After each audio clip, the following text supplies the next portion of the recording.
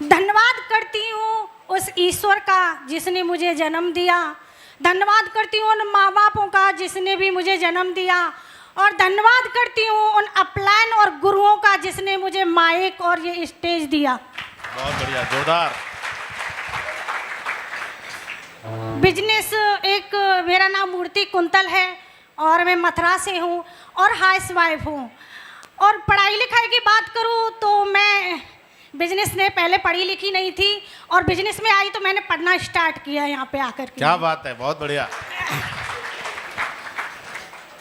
और जब बिजनेस दिखाने की बारी आती है तो मुझे किसी ने प्लान नहीं दिखाया था, ऐसे ही मैंने प्लान देखा था। जो बंदा मुझे प्लान दिखाया था मैं उसका भी धन्यवाद करती हूँ कि उसकी वजह से और उसके कारण की वजह से मुझे ये बिजनेस मिला। और वो खाली उसकी मोटरसाइकिल में पेट्रोल ख़त्म हो गई थी और वो मेरे घर तक फॉर्म भरवाने के लिए आ गया। और मेरे संडे का दिन था, मेरे हस्बैंड की छुट्टी थी, इनको वो बैठ के प्लान दिखा रहा था और मैं चाय बना रही थी। ऐसे ही घूमते घूमते मैं प्लान देख रही थी और मेरी समझ में आ गया था, लेकिन हस्बैंड ने साफ मना कर दिया कि तुझे ज्वाइनिंग करने की कोई ज़रूरत नहीं है। आप बताओ, मैं बिना पढ़ी थी कहाँ से पैसा कमा लेती। मेरी भी इच्छा थी कि मैं कुछ कमाऊं, लेकिन मैंने बच्चों से सलाह मशवरा किया तो मेरे बच्चों ने ये बोला कि मम्मी पापा को कहने दो, लेकिन आप स्टार्ट करो, काम बहुत अच्छा है। मैंने इसमें हस्बैंड से पीछे से ज्वाइनिंग ली, छुप के ज्वाइनिंग ली।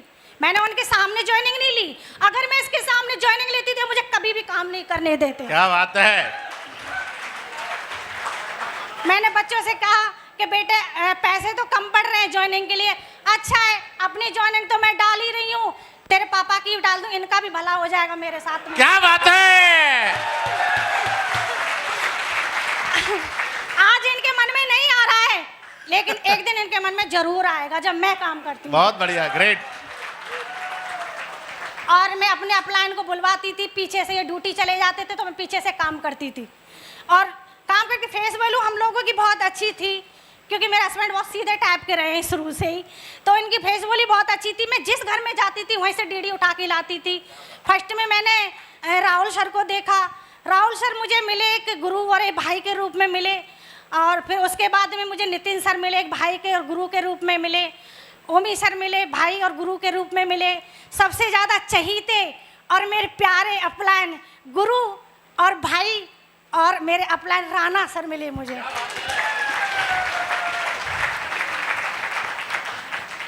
आज आप देख रहे हो मेरा सम्मान हो रहा है, तो मेरे परिवार का कोई मेरे साथ नहीं है। परिवार का भैया किसी का साथ नहीं होता, मैं सच कहती हूँ, किसी का नहीं होता। कोई साथ नहीं है मेरे हस्बैंड को बहकाते रहते थे, डुलाता रहता है, कहाँ का पता नहीं अपनी पत्नी को। मैंने क्या बकते रहो, सुनने वाली नहीं हूँ, डायमंड बनना और तुम्हारी पुंगी बजानी। क्या बात है। Thank you. तो मैं बना के नहीं दिखाया ना तो मेरा भी नाम नहीं, मूर्ति कुंतल देख ले। क्या बात है। कोई बात नहीं है भाइयों, मैं अनपढ़ थी लेकिन इस बिजनेस में पढ़ना सीख लिया। आज मेरी टीम से हर विभाग का बंदा है। डायमंड मेरे टीम से, प्रधान मेरी टीम से हैं, इंस्पेक्टर मेरी टीम से हैं, दरोगा मेरी टीम में है, हर विभाग का बंदा मेरी टीम में है, हर विभाग का बंदा। और सब कुछ मैंने सीखा।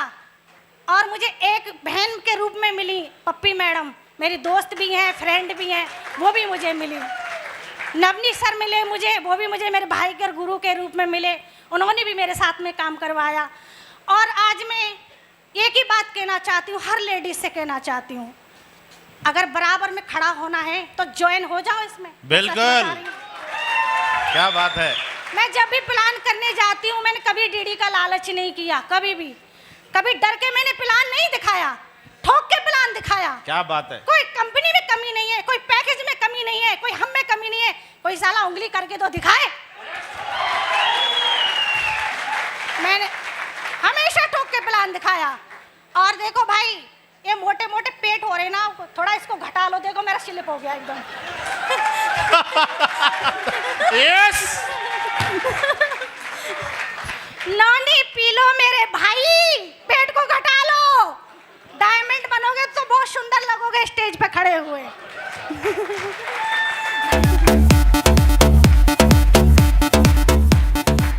हर चीज की जानकारी हो गई। अभी तो मैं बच्ची हूँ, धीरे धीरे होके बड़ी हो रही हूँ। जब इस स्टेज पे गोल्ड का लेवल लिया तो आगे भी जाऊंगी ना। लाइन में लग चुकी हो, सारे लोग लाइन में लग जाओ। सबसे कहती हूँ नंबर आपका भी आएगा यहाँ पे। बहुत बढ़िया, बहुत बढ़िया।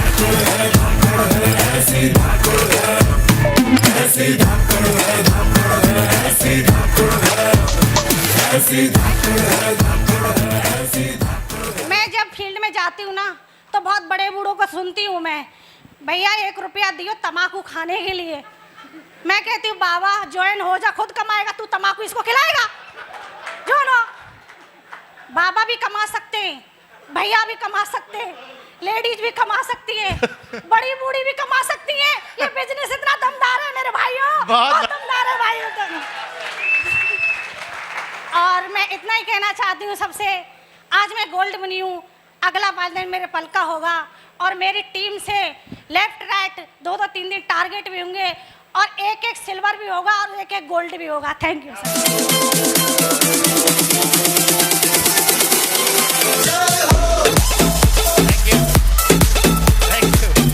देखो एक चीज सुनो भाई, मैडम की दमदारी तो तुम्हें दिख गई होगी। मैं झांसी की रानी ऐसे ही नहीं बोला था पहले, तो बात सही है नहीं है?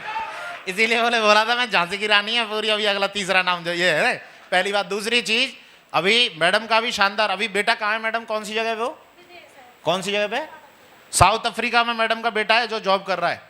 हेलो, देखो ये चीजें मैं इसलिए बता रहा हूँ, बहुत सारे लोग जिन पे कोई काम है ना वे करते हैं। क्या काम है यार, तुम मौका ले आए हो। अबे मूर्ख आदमी कौन कौन कर रहे थे ये पता ही नहीं है। और साला यहाँ और ना आया होगा वो जो यह बातें कह रहे हो कि करते। देख आगे यहाँ कौन कौन करते। हेलो, साला मैडम का बेटा उधर नोट छाप रहा दबा के, हैं लाखों की इनकम ले रहा है। मैडम ने इधर धुआं उठा के रखा हुआ, कर रही है वो। बात समझ में आ रहा है नहीं आ रहा? ये उनके दिमाग खोलने के लिए बता रहा हूँ मैं, जिनको गलतफहमी रहती है। हाँ जी, चलो 1 मिनट सर से भी जान लेते हैं। सर भी कुछ कहना चाह रहे हैं, ज्यादा टाइम मत लिया तुम।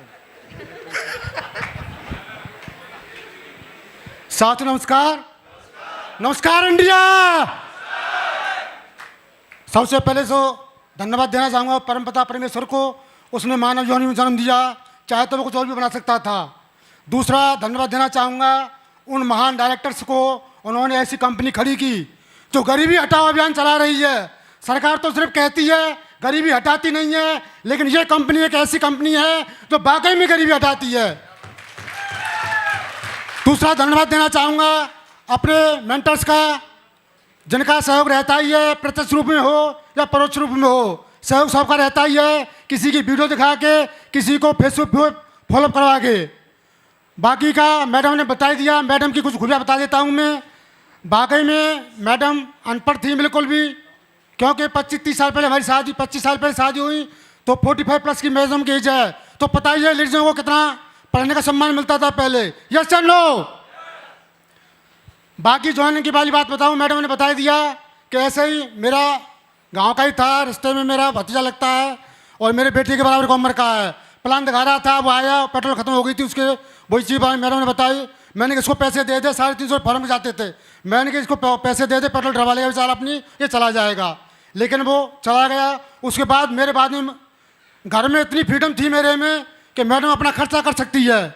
ये नहीं है कि मैं ये बोलूँ तूने ऐसा पैसा क्यों खर्च कर दिया।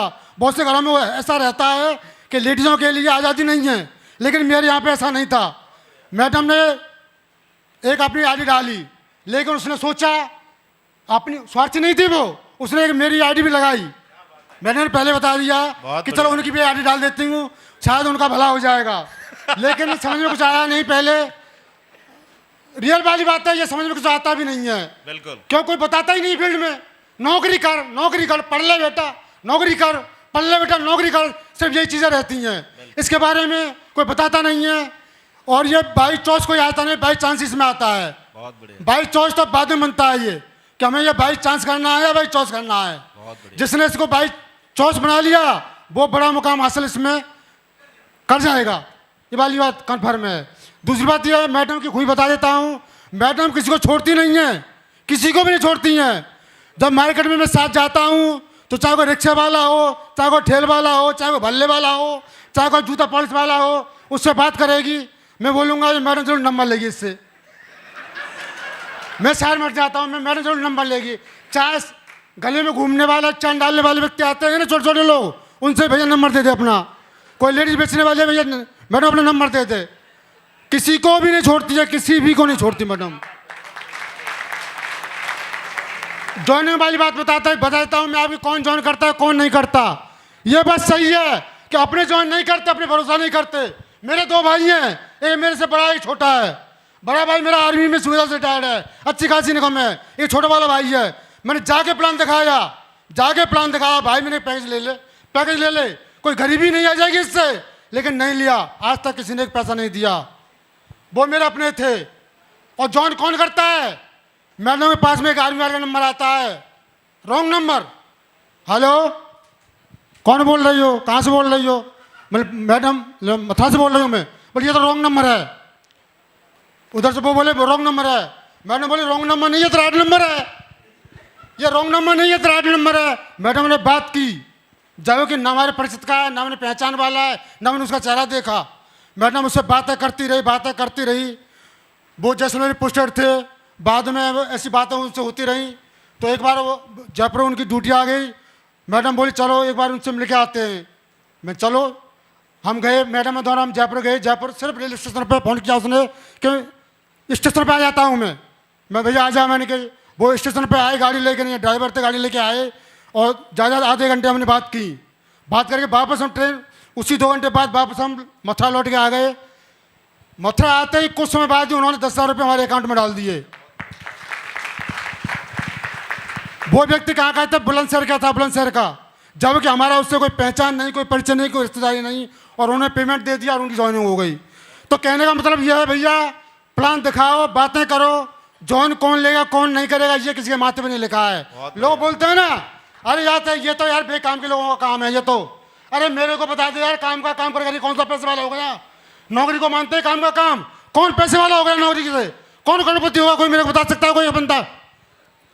कोई नहीं है ना। और बोलते बेकाम का काम है। ये तो बेकाम का कर करके यार करोड़पति हो गए। बड़ी बड़ी गाड़ियों में घूम रहे हैं, हमारे मागरों को देख लो, बड़ी बड़ी गाड़ियों में घूम रहे हैं। बोलते हैं, बताता हूं, मैं तो कहता हूं कि बहुत रोएंगे वो लोग जो आज नकार रहे हैं। कैसे मैं बताता हूँ, एक एग्जाम्पल बताता हूँ आपको मैं। इतना ही होता है। ये डायमंड से मैं बोलना, और आप थैंक यू बोलो। नहीं ठीक है भैया, टाइम का थोड़ा शॉर्टेज है, माफी चाहूंगा। धन्यवाद। मैं तो पहले ही कह रहा था कि संजय कर दे अगर इन्हें न रोको तो।